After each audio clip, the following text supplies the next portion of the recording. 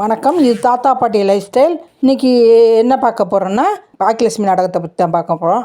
பாக்கியலட்சுமி நாடகம் முடிஞ்சிருந்தாங்க. ஆனால் முடிகிற மாதிரி இல்லை, அது இழுத்துக்கிட்டு தான் போகுது. இன்றைக்கி பாக்கியாவோட ரெஸ்டாரண்ட் ஓப்பனிங் இருக்குது. அதுக்கு எல்லோரும் வந்திருக்காங்க. அப்போ பார்த்தா அவள் லவ்வரை கூப்பிடுது, நீ வா அம்மாவுடைய திறப்பு விழாக்கு வான்னு சொல்லி கூப்பிட்டுக்கிட்டு இருக்கு.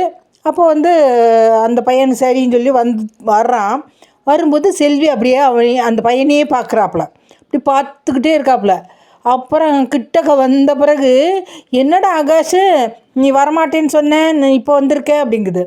அப்போ அவன் சொல்கிறான், இல்லைம்மா நான் இது வரணுன்னு தான் வந்தேன், ஆண்டியோடைய ரெஸ்டாரண்ட் தானே அதனால தான் வந்தேன்னு சொல்கிறான்.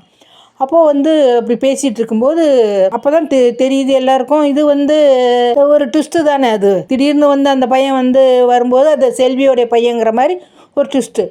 அப்போது ஈஸ்வரி பேசுகிறாப்புல, என்னடா தம்பி படிச்சிட்டியா, செஞ்சிட்டியா, இன்ஜினியரிங் முடிச்சிருக்கியாம்ல, நீ கலெக்டராக போறியாமே, அப்படியெல்லாம் பேசுகிறாப்புல. பேசும்போது திடீர்னு ஈஸ்வரி பேசி முடிச்சுட்டு போயிடுறாங்க.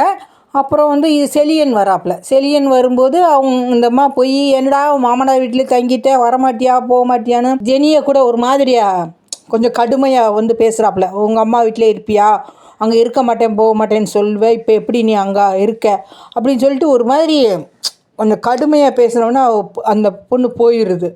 ஆனால் கல்யாணத்துக்கு, இந்த இனியா கல்யாணத்துக்கு அந்த அம்மா தான் தடையாக இருக்கும்னு நினைக்கிறேன். ஏன்னா அந்த அம்மா தானே பிரச்சனையே பண்ணும். அப்படி பண்ணும்போது பிரச்சனை வரத்தான் செய்யும், கல்யாணத்தில் பிரச்சனை வரும். ஏன்னா அவங்க வீட்டில் வேலை செய்கிற பொண்ணோட பையனுக்கு கொடுக்கணும்னா எல்லாருக்கும் வருத்தம் தானே வரும், கொடுக்க மாட்டேன்பாங்க.